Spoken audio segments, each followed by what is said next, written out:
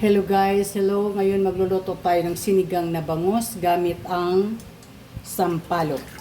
Ito yung sampalok at saka yung hugas ng bigas ay atin ng pakukuluan para lumambot itong sampalok.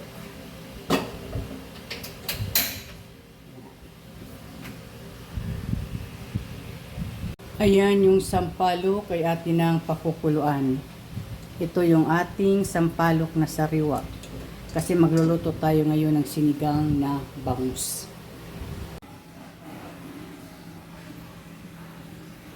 Ito yung ating mga pangsahog sa bangus. Kamatis, sibuyas, sili.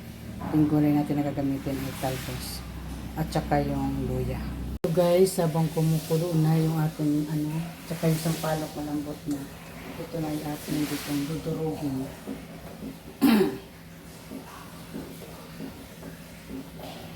Habang dinudurog natin yung sampalok, isabay na natin yung luya.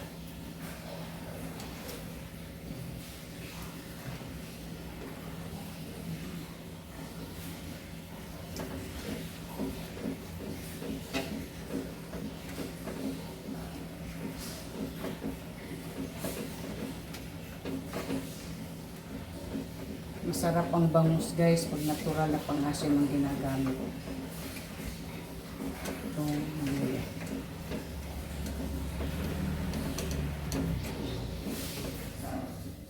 Yan. Tapos itimpla na natin to ng asin.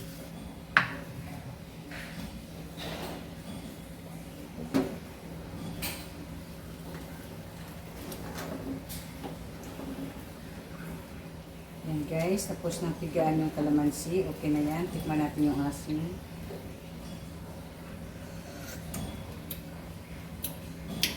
Maasim na guys. Maasim na.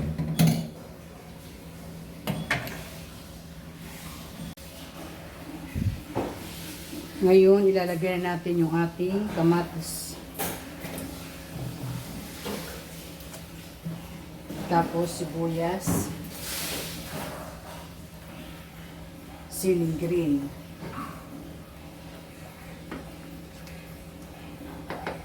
At ilalagay na natin yung ating isda. Bali to guys, yung isda na to ay pinadibon natin. Yan. Pinadibon ko yung katawan.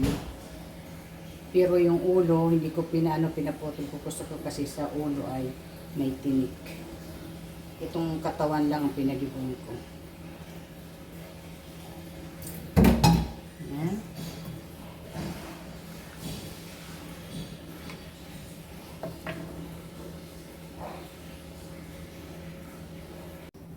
Ito guys, kumukulo na yung ating bangus. Ito na yung ating bangus.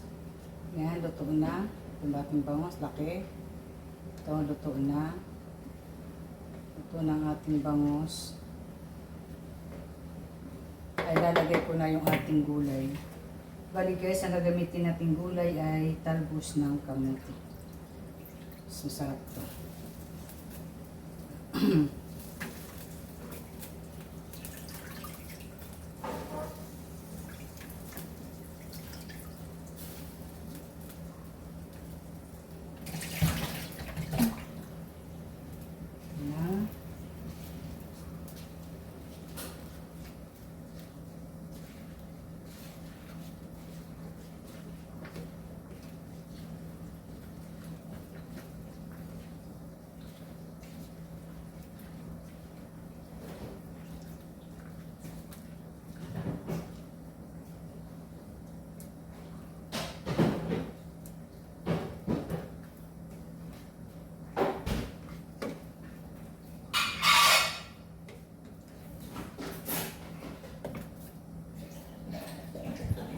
Yan, luto na ang ating talbos.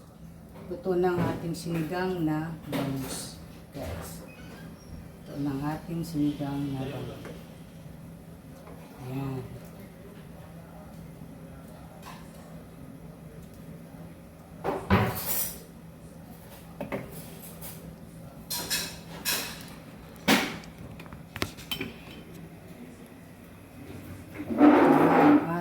Sinigang na bangus. Ito na. Ready to serve. Kain na na. Fresh.